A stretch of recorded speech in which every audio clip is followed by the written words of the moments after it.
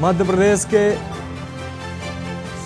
सुरदासपुरा क्षेत्र में सड़क हादसा, 4 लोगों की मौत, कई घायल। आज के ट्रैक पर दौड़ेगी राजस्थान की पहली वंदे भारत एक्सप्रेस, पीएम मोदी दिखाएंगे हरी झंडी।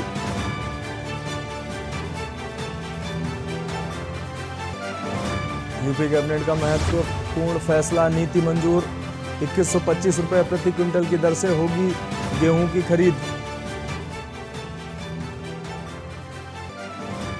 सीएम योगी की सख्ती का असर, 1 साल में 26 लाख लीटर अवैध शराब जब्त, 9100 आपको बता दें 91,000 मामले दर्ज।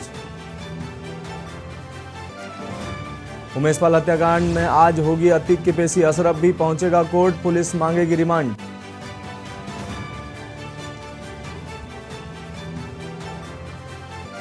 यूपी में फिर बढ़ने लगा कोरोना, 402 नए मामले आए सामने, 24 घंटे में 1 की मौत।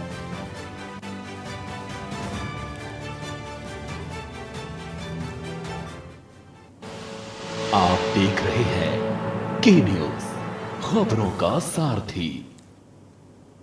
नमस्कार, खबर उत्तर प्रदेश में आपका स्वागत है। मैं हूं मनोज मानस। रुक करते हैं खबरों का। सीएम योगी से यूनिसेफ की भारत प्रतिनिधि ने की भेंट। आपको बता दें, स्वास्थ्य शिक्षा क्षेत्र में यूनिसेफ का सकारात्मक सहयोग। सीएम सामाजिक स्वास्थ्य के क्षेत्र में यूपी को यूनिसेफ ने बताया प्रेरक। तो आपको बता दें, यूपी के साथ मिलकर आगे भी करेंगे काम, यूनिसेफ ने ऐसा कहा। तो आपको बता दें, यूपी के साथ मिलकर आगे भी काम करने की इच्छा जताई यूनिसेफ के द्वारा। तो यूनिसेफ सामाजिक स्वास्थ्य क्षेत्र में यूपी को बताया बेहतर। यूनिसेफ की भारत प्रतिनिधि ने की सीएम से भेंट। स्वास्थ्य शिक्षा के क्षेत्र में यूनिसेफ का सकारात्मक सहयोग। सीएम ने कहा कि यूनिसेफ का सकारात्मक सहयोग है स्वास्थ्य और शिक्षा के क्षेत्र में। आपको बता दें, सामाजिक स्वास्थ्य के क्षेत्र में यूपी को यूनिसेफ ने बताया प्रेरक।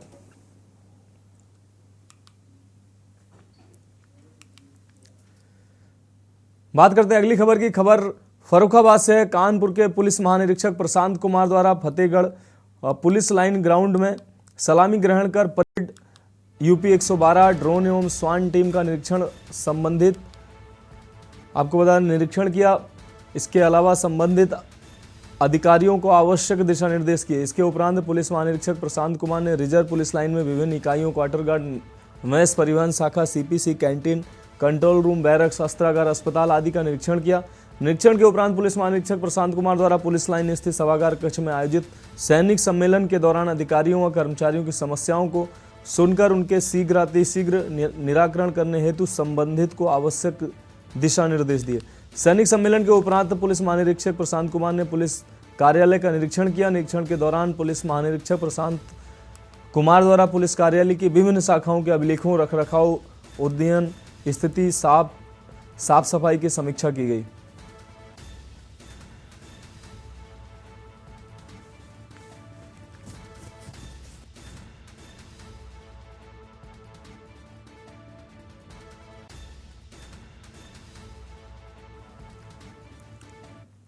बात अगली खबर की। आपको बता दें, बाराबंकी में कबाड़ की गोदाम में कबाड़ वालों से अवैध वसूली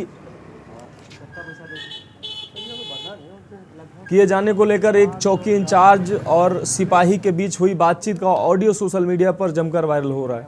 ऑडियो चौकी इंचार्ज आपको बता दें वहीं तैनात एक सिपाही का बताया जा रहा है। इस ऑडियो के वायरल होते ही बाराबंकी पुलिस के आला अधिकारियों में हड़कंप मच गया। बाराबंकी के एसपी ने ऑडियो के मामले में दोषी पुलिसकर्मियों को सस्पेंड कर दिया। साथ ही सीओसीटी को इसमें सम्मिलित सभी दोषी कर्मियों के खिलाफ, पुलिसकर्मियों के खिलाफ विभागीय जांच करके सख्त से सख्त कार्रवाई करने का आदेश दिया। आपको बता दें कि जिले की यह चौकी अवैध वसूली को लेकर शुरू से ही बदनाम रही है।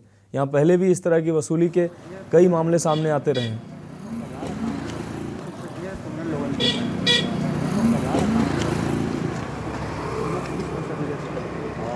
पैसा दे भरना नहीं, लगभग 500, 400, 300 नहीं हो जाता। क्यों नहीं बता सकता यार, तुमने कोई लिया है वो तो कुछ क्लियर ही नहीं। लोग हवा कर रहे थे ना, इसकी ड्यूटी लगी हुई तो वो आवा था, इसकी क्या बताए थे ने। हाँ, ये बात अभी संज्ञान में आई है, बट हमसे पहले कप्तान साहब की जानकारी में बात पहुंची थी और सर ने इसकी जांच जो भी प्राथमिक स्तर पर करा करके दोनों कर्मचारियों को अभी सस्पेंड कर दिया है और जो अन्य कर्मचारी वहाँ पे हैं उनकी प्रारंभिक जांच सुनिश्चित कराई जा रही है। सर, इससे पहले भी ये बड़े चौकी का एक मामला था, दिगंबर कुशवाहा साहब थे, वहाँ पे भी ये हुआ था कि पैसे को लेन देन को लेकर ये चौकी पे हुआ था, फिर छापा मारा गया था, वो पकड़ा गया था। अब इसकी जानकारी मुझे नहीं है। अरे सर, लेकिन ये दरोगा जी कह रहे हैं मुझे आगे भी देना होता है, सिपाही से बात करें तो आगे किसको देना? अभी तो जांच से सब पता चल जाएगा, चूँकि इसीलिए जांच दिया गया कि कहाँ आगे देता है। खबर कानपुर से। अमेठी का रहने वाला आरिफ और उसके दोस्त सारस की कहानी पूरे देश में चर्चा का विषय बनी हुई है। सोशल मीडिया पर आरिफ और सारस की जुगलबंदी का वीडियो भी काफ़ी तेज़ी से वायरल हो रहा है, लेकिन इसी वीडियो ने आरिफ और सारस को एक दूसरे से अलग कर दिया। जैसे ही ये वीडियो वन विभाग तक पहुंचा, अधिकारियों ने आरिफ से सारस को अलग कर दिया। फिलहाल सारस कानपुर के चिड़ियाघर में कैद है। सोशल मीडिया पर एक वीडियो सामने आया जिसमें आरिफ सारस से मिलने कानपुर के चिड़ियाघर जाते हैं। जैसे ही सारस की नज़र आरिफ पर पड़ती है, वह पागलों की तरह भागने लगता है और आरिफ के पास आने के लिए बेचैन हो जाता है। आरिफ को देख सारस चहकने लगता है। बता दें कि आरिफ और सारस की दोस्ती जितनी सुर्खियों में थी, उससे ज़्यादा उनका विछड़ना चर्चा में रहा। आलम यह रहा कि उत्तर प्रदेश की पूर्व मुख्यमंत्री अखिलेश यादव खुद आरिफ के साथ सारस से मिलने कानपुर चिड़ियाघर पहुंचे थे।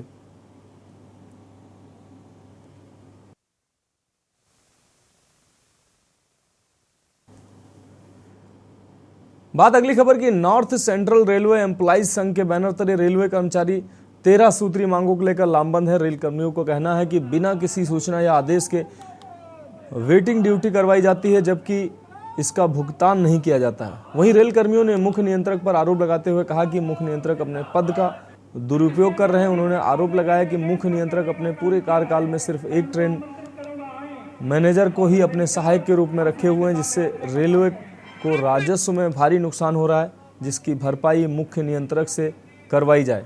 नॉर्थ सेंट्रल एम्प्लॉयज़ संघ के प्रयागराज मंडल अध्यक्ष मान सिंह ने बताया कि संघ ने मीटिंग करके 13 मुख्य बिंदुओं को रेखांकित कर अधिकारियों को सौंपा है। उन्होंने कहा कि पत्र सौंपे जाने के बाद अगर इन मांगों पर कोई सुनवाई नहीं हुई तो 14 अप्रैल से रेलवे कर्मी अनिश्चितकालीन धरना प्रदर्शन करेंगे। स्टेशन अधीक्षक महोदय के निर्देश पर करने का काम किया है। मैं उनको आमंत्रित करूंगा, आए और अपने विचार हम सभी के सामने रखने का काम करें।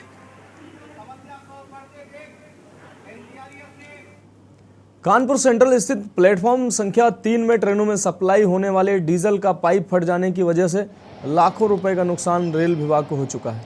रेलवे के सूत्रों ने बताया कि समस्या विगत 2 साल से निरंतर बनी हुई। ये समस्या के निस्तारण के लिए कई बार यूनियन की तरफ से अधिकारियों को लिखित और मौखिक रूप से भी अवगत कराया जा चुका है, पर समस्या जस की तस बनी हुई है। पाइप से लीकेज होकर डीजल पटरियों पर गिरने की वजह से पटरियों को साफ करने वाले कर्मचारी फिसलकर अक्सर चोटिल हो जाते हैं, जिसके कारण सफाई करने वाले कर्मचारियों में भी रोष व्याप्त है।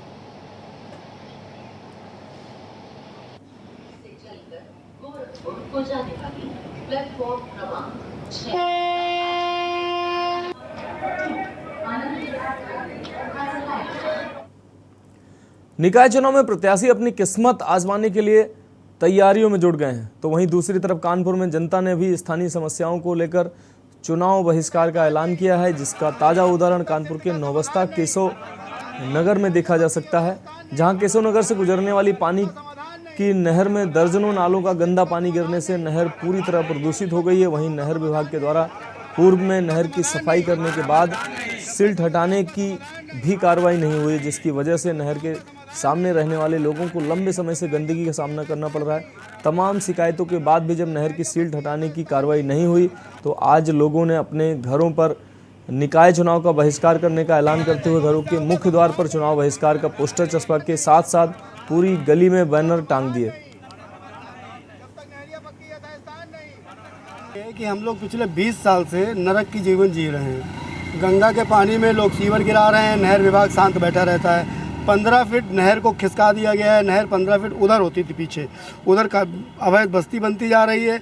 वो सीवर गिराते हैं और सफाई के लिए आते हैं, वो सफाई करके हम लोगों के घर के सामने ही टट्टी डाल देते हैं। सिल्ट पूरी निकाल के घर के सामने डाल देते हैं। इस मोहल्ले के करीब 5-6 14-14 साल के बच्चे ख़त्म हो चुके हैं ये गंदगी वाला। गंदगी का अंबार आप लोग के घर के सामने ये लगा है। हाँ, इसको लेकर ये बैनर क्या है? ये बैनर ये है कि नहरिया यथास्थान पक्की करें। जब तक नहरिया यथास्थान पक्की नहीं होगी तब तक हम लोगों का मतदान नहीं होगा और गंदगी सिल्ट का समाधान नहीं होगा, मतदान नहीं होगा। सुभाष चंद्र मिश्रा है और मैं केशव नगर नहर पटरी के सामने मेरा मकान है। और इस नहर में समस्या ये है कि हम लोगों ने लिया था नहर को के सामने कि हम लोगों को एक अच्छा व्यू मिलेगा, हम लोगों का स्वास्थ्य अच्छा रहेगा, लेकिन हमारे स्वास्थ्य के साथ खिलवाड़ किया जा रहा है। सामने जो है कच्ची बस्ती बसा दी गई है, चाहे जिस कारण से बसाई गई हो। उन लोगों ने जो अपनी गंदगी का इसमें जोड़ दिया है, सारा सीवर इसमें जोड़ दिया है, लैट्रीनें इसमें जोड़ दी हैं, जबकि गवर्नमेंट का जो है शौचालय का आया था, लेकिन सारे शौचालय जो है ख़त्म करके इन लोगों ने नहर में जोड़ दिया है। उसकी गंदगी जो है हमारे घरों के सामने, क्योंकि उधर जो है नथराइज कब्जा है, तो वो लोग जो है पैसे देते हैं और इधर जो है सारा सिटी ढूंढ डाल दिया है। तो हमारा ये है कि जब तक ये नहरिया पक्की नहीं होगी और यथास्थान नहीं होगी, नहर इधर खिसका दी गई उधर कब्जा करने से, तब तक हमारा जो है मतदान जो है उसका बहिष्कार रहेगा। ये हम प्रशासन को और सभी को बताना चाहते हैं। जौनपुर में नगर निकाय चुनाव का बिगुल बज चुका है। सभी निकाय चुनाव के प्रत्याशी भाजपा के लिए लंबी लिस्ट में हैं। ऐसे के न्यूज के संवाददाता अजय सिंह ने की खास बातचीत में बोलते हुए यूपी सरकार के राज्य मंत्री गिरीश चंद्र यादव ने कहा कि भाजपा राजनीतिक रूप में कार्यकर्ता आधारित पार्टी है और हमारी पार्टी का संगठन के रूप में मूलभूत ढांचा है। प्रत्येक जनपद में एक स्क्रीनिंग कमेटी है और उस स्क्रीनिंग कमेटी से जो भी नाम आएंगे उसके बाद कोर कमेटी ग्रुप बना हुआ है, उसके बाद प्रत्याशियों के नाम पर मुहर लगेगी। भाजपा का कमल निशान है, वही प्रत्याशी है। नाम इधर उधर हो सकता है, प्रत्याशियों के नाम बदल सकते हैं, लेकिन हमारे चुनाव चिन्ह कमल पर ही प्रत्याशी वोट करेंगे। हमारे साथ उत्तर प्रदेश सरकार में मंत्री गिरीश चंद्र यादव जी हैं। हम उनसे जानेंगे कि निकाय चुनाव के तैयारियों के लेकर के किस प्रकार से प्रत्याशियों के चयन में बड़ी लंबी फेरी लिस्ट है, तो उसमें क्या देखते हैं कि किस प्रकार से चयन होगा और उनको क्या प्राथमिकताएं होंगी। भारतीय जनता पार्टी एक राजनीतिक दल के रूप में और कार्यकर्ता आधारित पार्टी है और हमारा एक संगठन का मूलभूत ढांचा है। तो संगठन के मूलभूत ढांचे से जो नाम आएंगे, हमारे ज़िले में स्कैनिंग कमेटी बनी हुई है, उसके बाद कोर ग्रुप बना हुआ है, उसके माध्यम से हम जो है प्रत्याशियों का चयन करके अतिशीघ्र घोषित कर देंगे। और भारतीय जनता पार्टी का एजेंडा साफ है एकदम कि हमारा कमल का चुनाव चिन्ह है, वही प्रत्याशी है।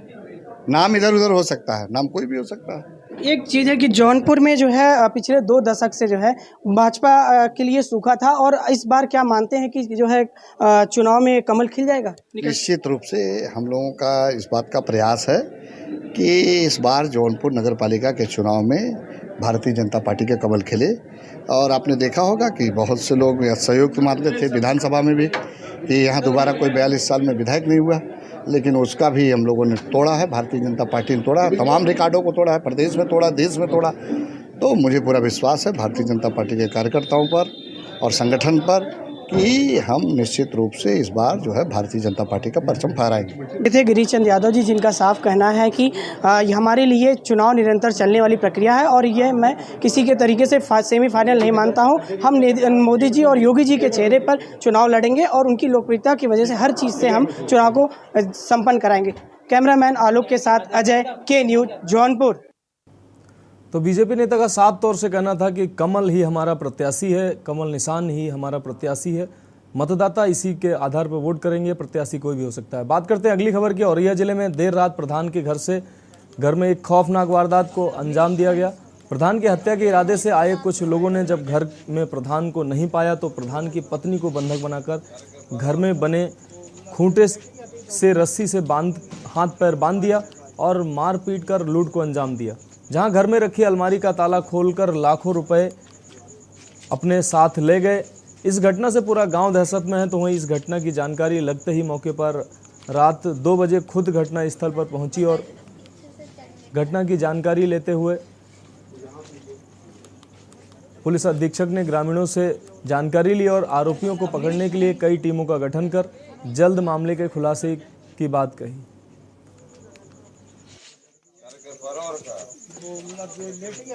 प्रधान आई गए तो मच्छरदानी खोली तो मच्छरदानी हमने पकड़ ली, फिर बिना उन्हें पकड़ ली। हमें तो 2 लोग दिखाने मतलब फिर हमने जानी देखी क्या लोग हैंगे, तो 2 लोग निखार के तो एक अलग ताला खोलो अपनों का ही, हमें चीज बताओ कहाँ है रुपया पैसा, कहाँ है प्रधानी को। तो हमने फिर ताला खोल के और वे भीतर अपने ढूंढा एरी में लग गए चीज बत के में, और एक ने मुझे पकड़ लो, खींच के ले आओ इंजन पे डाल लो आंगन में, और रस्सी खूंटा में बनी थी वे छोड़ ली। 12 बजे की घटना ये बता रहे हैं कि ये अपना ये जो खुला ये है मेन गेट बंद है और बीच में खुले आंगन में ही अपना लगाकर सो रही थी मच्छरदानी को किसी ने हटाया तो इनको लगा इनके पति आए हैं, बट फिर उन्होंने कहा कि सामान दिखाओ प्रधानी का ये कहाँ रखा है, इस टाइप से चीज़ें बताई गई हैं। तो जो एक जहाँ प्रधान जी के द्वारा बताया गया है कि उनका प्रधानी से संबंधित कोई काम चल रहा था, उसका पैसा रखा था, वहाँ से कुछ पैसा ले गए और बाकी 2 रूम में जाना बताया जा रहा है। वहाँ से क्या सामान गया है ऐसा कोई अभी पुष्टि नहीं की गई है। जो भी इनके द्वारा लिख कर दिया जाता है उस पर समीचीन धाराओं में अभियोग पंजीकृत करके नियमानुसार विधिक कार्रवाई की जाएगी। यहाँ वक्त है एक ब्रेक का, जल्द लौटते हैं। आप देख रहे हैं के न्यूज, खबरों का सारथी। ब्रेक के बाद आपका स्वागत है। बात करते हैं अगली खबर की। बागपत में देर रात विश्व हिंदू परिषद और बजरंग दल के जिला मंत्री नितिन गोस्वामी को एक विशेष समुदाय के व्यक्ति ने गला काटकर जान से मारने की धमकी देने का मामला सामने आया है। धमकी देने वाले लड़के को मौके पर ही पुलिस ने कब्जे में ले लिया और लोगों ने पुलिस को सौंप दिया। प्रशासन द्वारा कोई भी कार्रवाई न करने पर बजरंग दल के कार्यकर्ताओं में भारी आक्रोश फैल गया और देर रात्रि ही मामले को गंभीरता से लेते हुए सभी कार्यकर्ता थाने में पहुंचे और बड़ौद थाने का घेराव किया और कार्यकर्ताओं की पुलिस से तीखी नोकझोंक हो गई। मौके पर मौजूद सभी कार्यकर्ताओं ने प्रशासन के खिलाफ जमकर नारेबाजी भी की। हालांकि पुलिस ने आरोपी लड़के को थाने में बंद कर दिया और पूरे मामले की जांच कर कार्रवाई का भी आश्वासन दिया।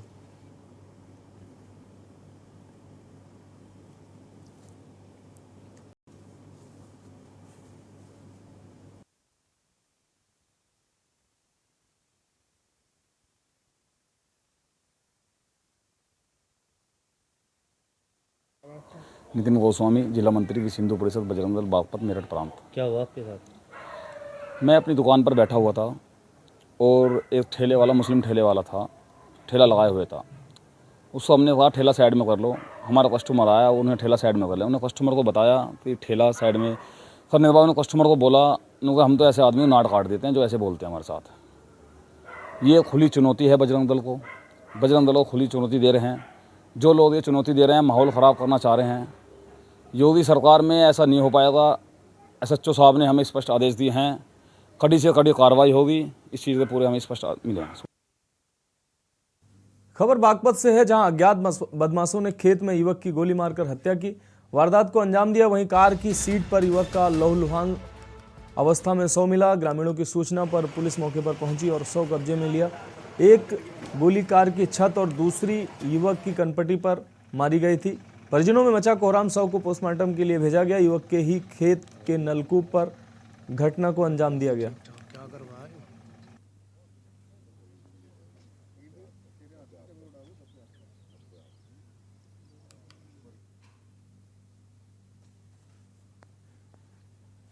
ऊपर तो कोई निशान है ही नहीं इसमें, और जरा सा निशान है।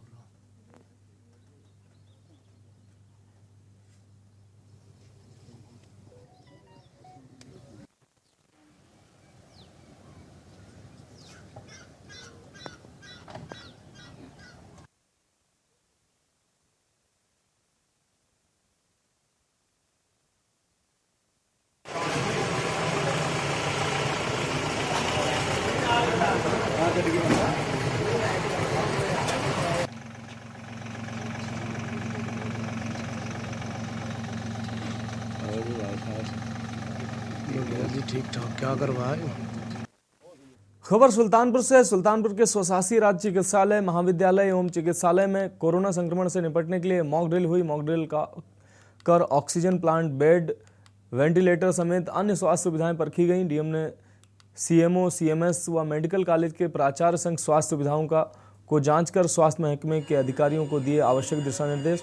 दरअसल कोरोना संक्रमण बढ़ने पर तैयारियों को परखा जा रहा है। जिले में मॉक ड्रिल कर देखा गया है कि यदि कोरोना संक्रमण बढ़ता है तो अस्पताल कितने तैयार हैं। स्वशासी राज्य चिकित्सालय महाविद्यालय एवं चिकित्सालय में ऑक्सीजन जनरेशन प्लांट, वेंटिलेटर आदि को चलाकर देखा गया है कि कहीं कोई समस्या या दिक्कत तो नहीं है। मॉक ड्रिल के बाबत जिलाधिकारी जगजीत कौर स्वशासी चिकित्सा महाविद्यालय एवं चिकित्सालय पहुंची। इस दौरान उन्होंने वहां पर मौजूद मुख्य चिकित्सा अधिकारी डॉक्टर धीरेन्द्र कुमार त्रिपाठी, मेडिकल प्राचार्य सलील बिश्नोई, सलील श्रीवास्तव आदि मौजूद रहे। आज सुल्तानपुर में जो कोविड से संबंधित ड्रिल होनी थी उससे संबंध में हम लोग यहाँ पे महिला अस्पताल में आए हैं। यहाँ पर प्रिंसिपल साहब मेडिकल कॉलेज के, सीएमओ साहब और सारी उनकी टीम है, WHO की टीम है। क्योंकि प्रदेश में और देश में कोविड के केसेस राइज हो रहे हैं, इस वजह से एक ड्रिल कराई जा रही है कि हमारी क्या प्रिपेयर्डनेस है, इन केस केस बढ़ते हैं तो हमारी क्या व्यवस्थाएं रहेंगी। जो हम लोगों ने अरेंजमेंट्स करे थे बेड के, वेंटिलेटर के, ऑक्सीजन प्लांट के, वो सभी फंक्शनल हो, ये आज हम लोगों को देखना था। उसी क्रम में आज मैं यहाँ आई थी और यहाँ पे मॉक ड्रिल जो है वो स्टार्ट कराई गई है। दवाइयों की उपलब्धता देखी जा रही है, बेड्स पे जो हमारे वेंटिलेटर लगे थे उनको चला के देखा जा रहा है, ऑक्सीजन प्लांट, और हर बेड पे पाइप से सप्लाई आ रही है कि नहीं आ रही है वो हम लोगों को आज जो है सुनिश्चित करना है। और यहाँ अगर कोई शॉर्टेज पाई जाती है, कोई गैप पाया जाता है तो उसको जल्द से जल्द सही कराना है, ताकि जो है in case Covid case rise होते हैं, मान लीजिए सुल्तानपुर में केसेस आते हैं, तो क्या हमारा रिस्पॉन्स रहेगा उसकी हमें तैयारी करनी है। कानपुर के जिला जज के ट्रांसफर को लेकर वहां के अधिवक्ताओं ने माननीय हाई कोर्ट को शिकायत की है कि जिला जज की जांच की जाए और हमारी भी जांच की जाए, लेकिन माननीय हाई कोर्ट ने वहां के अध्यक्ष और महामंत्री को कंटेम्प्ट ऑफ कोर्ट के मामले में फंसा लिया है। जबकि वहां के अध्यक्ष का कहना है कि मुझे जेल भेज दीजिए लेकिन जांच जरूर करिए, जिसके लिए हाईकोर्ट राजी नहीं है। इसी को लेकर आज इटावा के अधिवक्ताओं ने विरोध प्रदर्शन और तेज कर दिया। वकीलों ने विरोध प्रदर्शन कर कानपुर डीजे मुर्दाबाद के नारे लगाए। इटावा के वकीलों का कहना है कि आगामी 13 तारीख को इस मामले में एक महापंचायत होगी, उसमें इटावा के 50 वकील हिस्सा लेंगे। इटावा बार एसोसिएशन के पूर्व अध्यक्ष अनिल कुमार गौड़ ने ग्रामीण अपर पुलिस अधीक्षक से सैकड़ों वकीलों के साथ मुलाकात की। हमारे साथ हैं आप।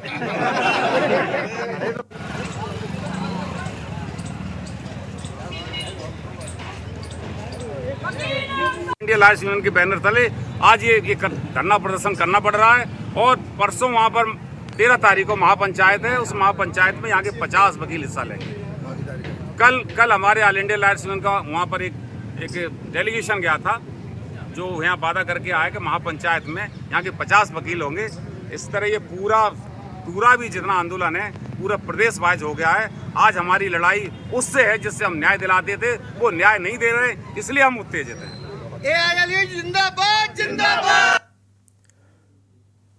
इटावा के चौबिया थाना क्षेत्र में पुलिस ने मुखबिर की सूचना पर 3 लोगों को गिरफ्तार करने में सफलता पाई। इनके कब्जे से 6 तमंचे 315 बोर, 4 तमंचे 12 बोर, एक अधिया 315 बोर, एक अधवना तमंचा और 8 जिंदा कारतूस बरामद किए। इसके साथ ही हथियार बनाने के उपकरण भी बरामद किए गए। ये अभियुक्त अवैध हथियारों को फिरोजाबाद, मैनपुरी और आसपास के अन्य जनपदों में सप्लाई किया करते थे। आने वाले निकाय चुनाव में इनकी खपत और बढ़ने वाली थी और अराजकता फैलाने के लिए चुनाव में इनका प्रयोग होने वाला था, लेकिन पुलिस ने सही समय पर इनको गिरफ्तार कर इनके मंसूबों पर पानी फेर दिया।